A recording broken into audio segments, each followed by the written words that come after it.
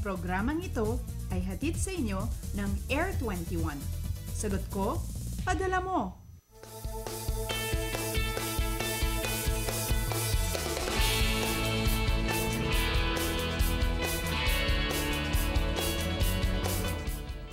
Magandang umaga, Pilipinas. It's 4:59 in the morning at ngayong umaga ay isang napakagandang morning po ang ibinigay sa atin ng Diyos. Kaya naman kasamang gisingin na po ang buong pamilya para mag-agahan.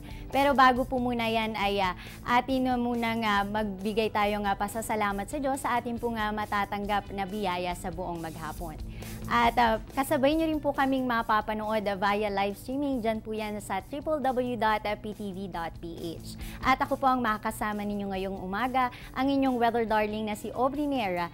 At live po tayo mula dito sa Pag-asa. At bago po natin alamin ang magiging lagay ng panahon ngayong araw ay atin po munang baliktanawin ang naging lagay po ng panahon nito po nga nakalipas na linggo.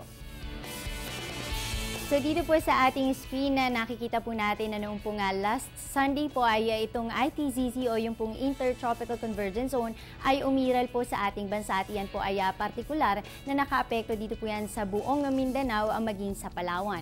At kasabay din po nito ay binantayan po natin ito pong bagyong Glenda na isang tropical storm noong linggo habang nasa labas pa po yan ng Philippine Area of Responsibility. At ang international name po nito ay Ramasun. Bandang hapon na nakaranas din po tayo ng HPA or yung high pressure area na nagbigay naman po ng magandang panahon sa ating bansa. Kasunod nitong nung Lunes naman po ay madaling araw ating po nalaman na pumasok na nga po itong bagyong Ramasun sa loob po yan ng Philippine Area of Responsibility. At binigyan po ito ng local name na Glenda. Bandang hapon naman ay nanatili pa rin po as a tropical storm itong bagyong Glenda pero nagtaas na po ng Public Storm Warning Signal 3 sa Catanduanes, gayon din sa iba pang mga lugar kung saan matatandaan po natin iyan po yung mga araw na nagsimulang magsuspindi na po ng klase para sa araw ng Martes. Ay gaya po ng inaasahan, ganap na nga po naging typhoon ito pong Tuesday.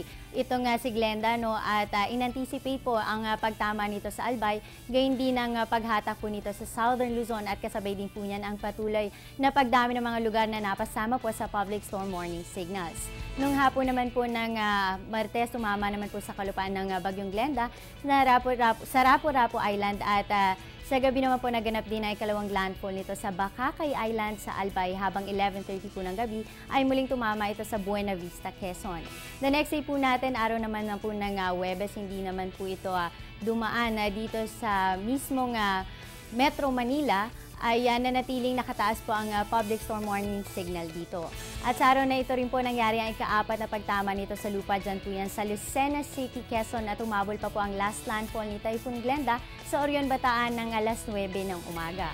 Samantala habang inaantabayanan po ng lahat na lumabas si Typhoon Glenda nung Huwebes ay namata naman po dyan yung pong ating low pressure area na ating binabantayan dyan po yan sa silangang bahagi ng Pilipinas. Pero yan ay tinukoy po ng Pag-asa na nasa labas pa ng Philippine Area of Responsibility. Bandang hapon naman ng Huwebes, kahit na nga po wala na ito sa Area of Responsibility, yung ating bagyong Glenda, nakaranas pa rin po tayo ng mga pag-ulan sa ilang parte ng Luzon. At nung Biyernes naman po ay atin naman pong binantayan ito pa rin pong yan po sama ng panahon na pinangalanan naman pong Henry. At bandang hapon din po meron pa rin po tayong namataan na meron pa rin po tayong paghatak nitong ating hanging habagat kaya po nagpaulan po yan dito sa silangang bahagi po ng ating bansa. At sa ngayon nalaman po natin ang weekly weather recap. Alamin naman po natin ano nga po ba yung oras po na magsisikat si Haring Araw. Asahan po natin sisikat si Haring Araw 5:35 po yan ng umaga mamaya at yan po ay lulubog 6:29 ng gabi. Para po sa ating moonrise, magsisimula po yan 11:17 ng gabi at ang moonset naman po natin ay mamayang 12:01 ng daling araw. Ito po ay may illumination na 62%. At samantala parang po sa dagdag kaalaman natin tungkol sa buwan, alam nyo ba na ngayong araw po ng Sabado, July 19, mamaya po 10:09 ng umaga ay aasahan po natin ang pagsisimula ng last quarter of the moon.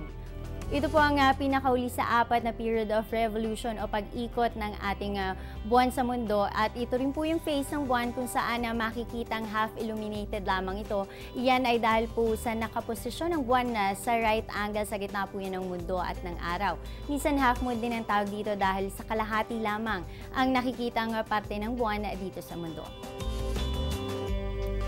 At para naman po sa ating tidal prediction along Manila Bay, nahatid naman po sa atin ng NAMRIA, ang high tide po natin ay hanggang 86 meters ganap po yung mamayang 3:44 ng umaga, habang ang low tide naman po natin ay aabot up to 55 meters mamaya po yung 9:53 ng umaga.